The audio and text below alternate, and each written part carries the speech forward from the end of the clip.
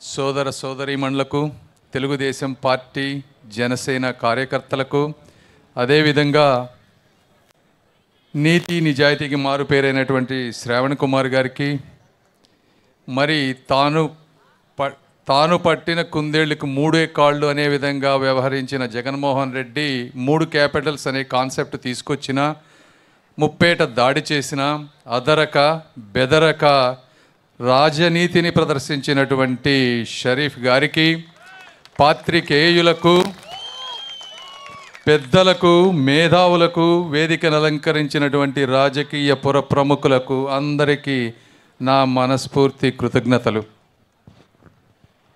సమయం తక్కువగా ఉంది కాబట్టి నేను క్లుప్తంగా మాట్లాడదలుచుకున్నాను. బట్ ఈరోజు నేను వచ్చి చూసిన పరిస్థితులు చూస్తూ ఉన్నాను. నేను వందల మంది ముస్లిం సోదరులతో మాట్లాడుతూ ఉన్నాను. నన్ను ఆఫీస్కి వస్తున్నారు కలవటానికి. వాళ్ళు చూపించేటువంటి ఫోటోలు, వాళ్ళ సమస్యలన్నీ వింటూ ఉన్నాను.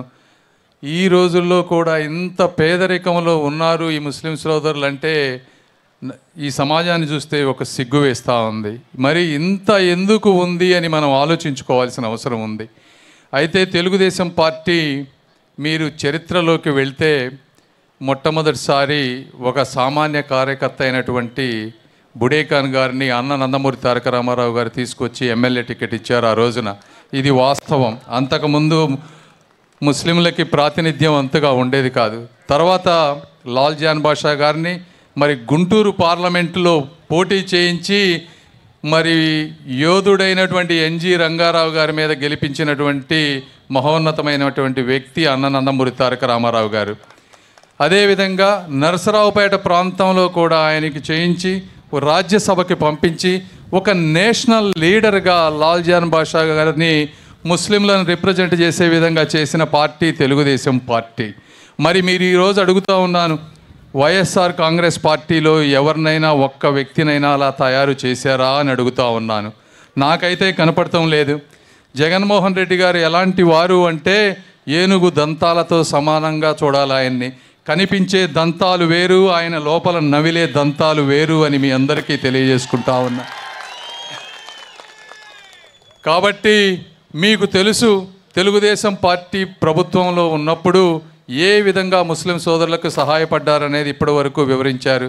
మరి ఈరోజు ఏ విధంగా ఆర్థికంగా మీరు చితికిపోతున్నారో అందరికీ తెలుసు. ఉద్యోగాలు లేవు, వ్యాపారాలు లేవు, ఉన్న వాళ్ళని తరివేస్తున్నారు, క్యాపిటల్ని ఒక శ్మశానంలాగా చేస్తూ ఉన్నారు.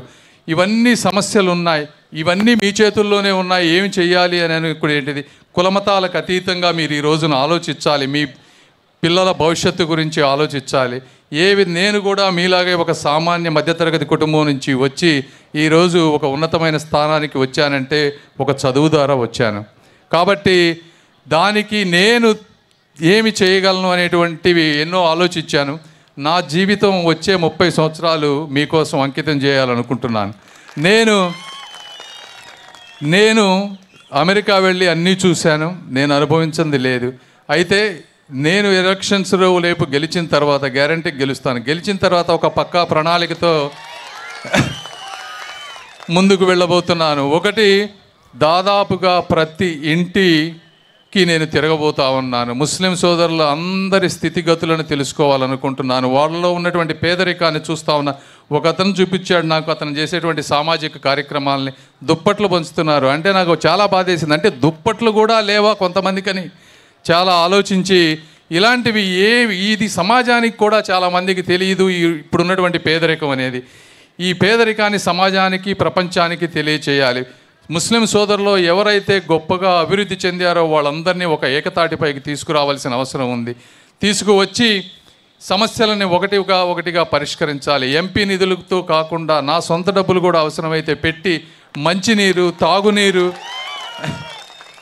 హాస్పిటల్స్, స్కూల్స్, ఈ మూడింటిని అద్భుతంగా నేను చేస్తాను వచ్చే 5-10 సంవత్సరాలని మీ అందరికీ నేను తెలియజేసుకుంటా ఉన్నాను. ఇంకొకటి మీ అందరికీ మీరు అర్థం చేసుకోండి, తెలుగుదేశం పార్టీ బీజేపీతో పొత్తు ఉంటుందో లేదో నాకు తెలియదు. బట్ ఏది ఏమైనప్పటికీ మీ హక్కులకు, మీ ప్రయోజనాలకు, మీ స్వేచ్ఛకు భంగం కలిగితే మాత్రం దాని గురించి ఎంత దూరమైనా, ఎవరితోనైనా, ఎన్నిసార్లు అయినా సరే పోరాటం చేస్తాను అని మీ అందరికీ మనస్ఫూర్తిగా తెలియజేసుకుంటా ఉన్నాను. కాబట్టి మీ అందరి ఆశీర్వాదం నాకు కావాలి. తర్వాత నేను గెలిచాక మీరు నా దగ్గరికి వచ్చి అడగండి మీకు ఏం కావాలో, నేను అన్నీ నా శక్తి మేరకు చేసి పెడతాను. కాబట్టి ఇంతసేపు ఇప్పటివరకు వెయిట్ చేసిన మా సోదరులందరికీ నా హృదయపూర్వక కృతజ్ఞతలు తెలుపుకుంటూ ఈ అవకాశాన్ని ఇచ్చినటువంటి వారికి thank you, thank you, thank you.